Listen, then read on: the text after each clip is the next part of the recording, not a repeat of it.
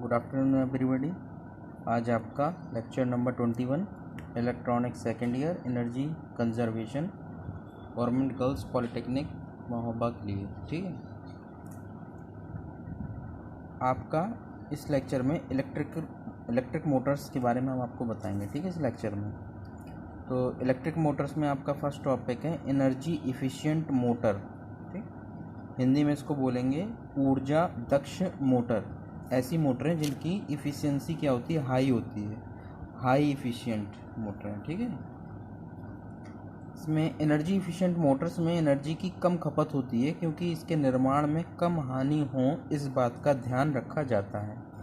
ठीक है, ये क्या, जैसे मैंने पहले ही बताया, हाई एनर्जी या हाई इफ़िशिएंट मोटर होती हैं। इसमें क्या होता है, ऊर्जा की खपत कम होती है, एनर्जी कम लगती है, एफिशिएंसी हाई होती है मोटर की। ठीक है, इसमें सिलिकॉन स्टील का लंबा कोर, मोटे तार, पतला स्टेटर और रोटर के बीच कम से कम वायु अंतराल, रोटर में जस्ते की जगह पर तांबे की छड़ें, हाई क्वालिटी वाली बेरिंग्स एवं छोटा पंखा उपस्थित होता है।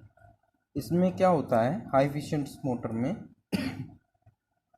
उनको इस तरीके से डिज़ाइन किया जाता है, इस तरीके से बनाया जाता है कि इनकी एफिशिएंसी हाई हो, ऊर्जा कम लगे। ठीक है, इसके लिए क्या क्या होता है इसमें, इसके लिए इसमें जो कोर होता है वो सिलिकॉन स्टील का होता है और कोर लंबा होता है इनका। ठीक है, जो वायर्स होते हैं, वाइंडिंग वायर्स जो होते हैं वो क्या होते हैं, मोटे होते हैं ताकि क्या हो जाए, रेजिस्टेंस कम हो जाए। ठीक है, जो लेमिनेशन होता है वो क्या होता है, पतला होता है, पतले से पतला लेमिनेशन यूज़ करते हैं इसमें। ठीक है, और स्टेटर और रोटर, स्टेटर क्या है, स्टेटर वो पार्ट होता है मोटर का जो रुका होता है, और रोटर पार्ट का वो पार्ट होता है जो बीच में मूव करता रहता है। ठीक है, तो स्टेटर और रोटर के बीच में जो जगह होती है, गैप होता है, वो बहुत कम होना चाहिए, कम से कम वायु अंतराल होना चाहिए, एयर गैप होना चाहिए। ठीक है, और जो मूव करता है पार्ट रोटर, उसमें जस्ते की जगह पर क्या यूज़ करते हैं,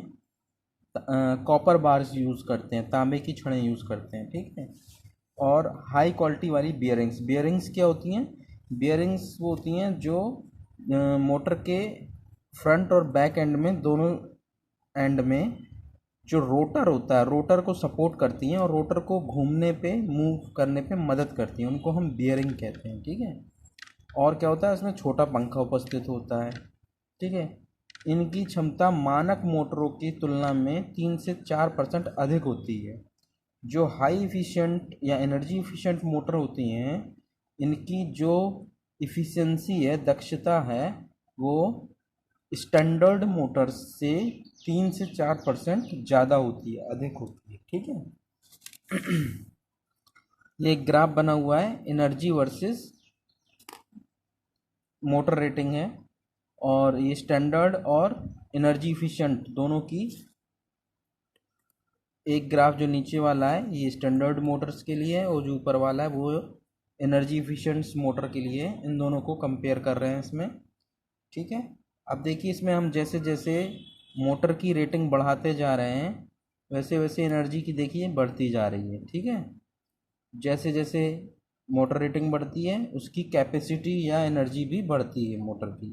ठीक है, लेकिन इसमें ये दिखाया गया कि जो स्टैंडर्ड मोटर्स हैं उनकी हमेशा कम है, और जो एनर्जी इफिशिएंट मोटर हैं उनकी हमेशा स्टैंडर्ड की तुलना में ज़्यादा है। ठीक है, अब हाई कैपेसिटी को प्राप्त करने के लिए एनर्जी इफिशिएंट मोटर्स में निम्नलिखित स्पेशल क्वालिटी होनी चाहिए। ठीक है, अब कोई मोटर्स को, किसी भी मोटर को हाई कैपेसिटी अगर रखना है या उसकी हाई कैपेसिटी को प्राप्त करने के लिए, जो एनर्जी इफिशिएंट मोटर होती हैं उनमें कुछ शर्तें होती हैं, वो शर्त जब वो पूरा करेगी तभी उसमें उसकी कैपेसिटी हाई होगी। ठीक है, तो वो क्या शर्तें हैं, फर्स्ट, लॉसेस कम होने चाहिए एवं विशिष्ट स्तर का पतले से पतला लैमिनेशन होना चाहिए। मोटर्स में क्या है, लॉसेस कम होने चाहिए, और जो लैमिनेशन होता है उसका कोर लैमिनेशन, वो पतले से पतला होना चाहिए। इससे कम स्तर वाले भार पर भी आयरन लॉसेस घट जाता है।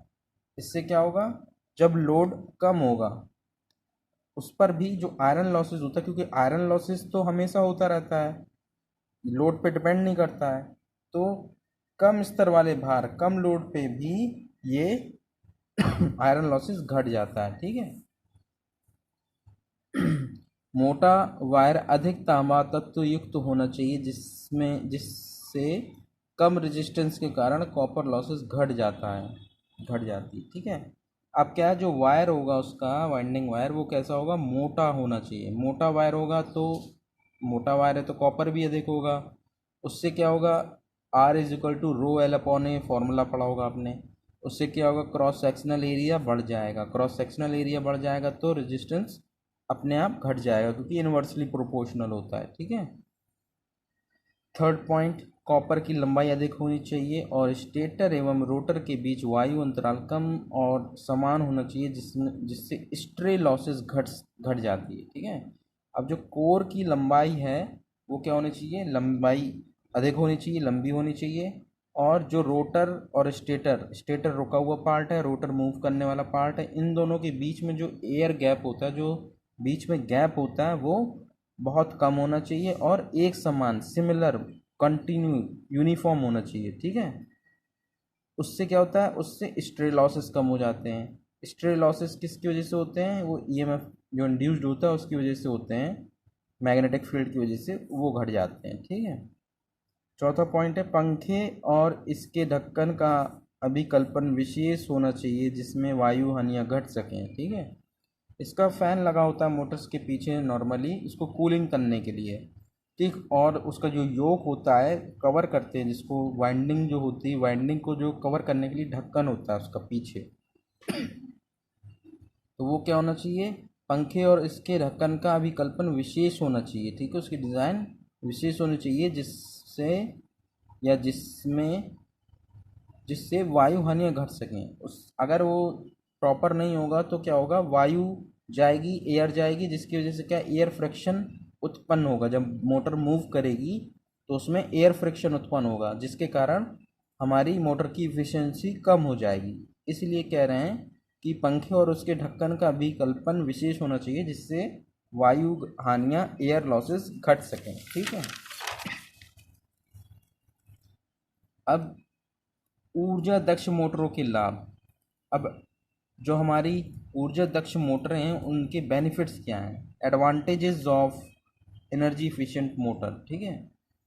पहला है, विशिष्ट अभिकल्पन गुणों के कारण परिचालन तापमान कम होता है, जिससे मोटर का जीवन काल बढ़ जाता है एवं अनुरक्षण लागत घट जाती है। ठीक है। अब क्या है, कुछ स्पेशल इनके डिज़ाइनिंग की वजह से जो टेम्परेचर होता है मोटर का वो ज़्यादा नहीं हो पाता है, टेम्परेचर हमेशा कम रहेगा, जिसकी वजह से क्या है, जो मोटर्स में हम इंसुलेशन यूज़ करते हैं वो ज़्यादा दिनों तक चलेगी, जिसकी वजह से मोटर का जीवन काल बढ़ जाता है, लाइफ बढ़ जाती है मोटर की। और जब मोटर की लाइफ बढ़ जाएगी तो अनुरक्षण लागत घट जाती है। ठीक है। इसकी बार बार जो हम मेंटेनेंस चार्जेस होते हैं वो घट जाते हैं। ठीक है। सेकंड पॉइंट है, 60 से 100% भार पर बढ़ी हुई इफिशियंसी उपलब्ध रहती है, इस कारण एनर्जी सेविंग बढ़ जाती है। अधिकतम स्थिति में मोटरें पूर्ण भार पर नहीं चलती हैं। अब क्या है, इसमें जो भी हम चलाते हैं मोटर, ये 60 से 100% के बीच में जो भी होता है लोड, उस पर चलती है ये। ठीक है। तो इसकी वजह से क्या है, इसकी एनर्जी सेविंग बढ़ जाती है, ज़्यादा एनर्जी से मतलब एनर्जी कम यूटिलाइज करती, कम खर्च करती है मोटर, जिसकी वजह से क्या है, एनर्जी बचती है हमारी। अधिकतम स्थिति में मोटरें पूर्ण भार पर नहीं चलती हैं। भाई कोई भी मोटर हो या कोई भी मशीनरी हो, हम उसको 100% लोड पे, पूर्ण भार पे 100% लोड पर नहीं चलाते हैं। ठीक है। थर्ड पॉइंट है, इस प्रकार की मोटर्स में ही अंतर्निहित रूप से कम आवाज़ और कंपन होता है, जिससे पर्यावरण के संरक्षण में मदद मिलती है। ठीक। अब इस प्रकार की मोटर्स में क्या होता है, इनमें हमिंग साउंड होती है, जो रोटेशन की वजह से साउंड होती है पार्ट्स में, ये कम होती है। और जब स्मूथ मोटर चलेगी उसमें ज़्यादा हमिंग नहीं होगी, ज़्यादा आवाज़ नहीं होगी, स्मूथ चलेगी, तो उसमें वाइब्रेशंस, कंपन जो होती है मोटर में, वाइब्रेशंस भी नहीं होंगी, कंपन भी नहीं होंगी, जिससे पर्यावरण के संरक्षण में मदद मिलती है। इससे इसकी वजह से क्या होता है, इसकी वजह से जो हमारा एनवायरनमेंट है उसमें भी, जैसे बहुत बड़ी मशीन्स होंगी हमारी, तो बहुत ज़्यादा साउंड पॉल्यूशन होगा, ठीक है। तो इसमें साउंड पॉल्यूशन नहीं होता है और पर्यावरण में संरक्षण में मदद मिलती है। इस प्रकार की मोटरों में उच्च पावर फैक्टर होता है। इस प्रकार की मोटर में क्या होता है, हाई पावर फैक्टर होता है, उच्च पावर फैक्टर होता है। इस बढ़े हुए पावर फैक्टर के कारण मोटर्स को सप्लाई करने वाली केबल्स में करंट की मात्रा घट जाती है। भाई क्या है, जब पावर फैक्टर हाई होगा तो करंट कम लेगा, जब करंट कम लेगा तो जो भी उसको सप्लाई करने वाली केबल है उनकी उनमें भी लोड नहीं आएगा, और उनकी भी जो करंट कैरिंग कैपेसिटी है वो कम ज़्यादा होगी, मतलब उनमें करंट कम जाएगा क्योंकि पावर फैक्टर ज़्यादा है। जब पावर फैक्टर लो होता है तो करंट ज़्यादा जाता है, तो जिसकी वजह से जो करंट कैरिंग केबल्स हैं वो भी ख़राब होने का डर रहता है, ठीक है। इससे केबल लॉसेस कम हो जाती है। भाई हम केबल भी क्या है, पतली लगा सकते हैं, उतनी मोटी नहीं लगाने की ज़रूरत पड़ेगी, जिसकी वजह से केबल लॉसेस भी कम हो जाते हैं। इसमें लगभग 2% प्रणाली की क्षमता बढ़ जाती है। इसकी वजह से क्या होता है, जो हमारा सिस्टम है उसकी इफिशियंसी 2% तक बढ़ जाती है, ठीक है। अब इसके उपयोग कहाँ हैं, एनर्जी इफिशिएंट मोटर के यूज़ कहाँ हैं। एनर्जी इफिशिएंट मोटर का उपयोग लगातार कार्य के अनुप्रयोगों में होता है, ठीक है।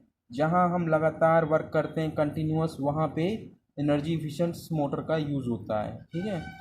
For example blowers, compressors, fans, exhaust and pump, water pumps भी हो सकते हैं, कोई किस और भी तरह के पंप्स हो सकते हैं आपके में, इस प्रकार की मोटर का यूज़ होता है, ठीक है। एनर्जी इफिशिएंट मोटर का यूज़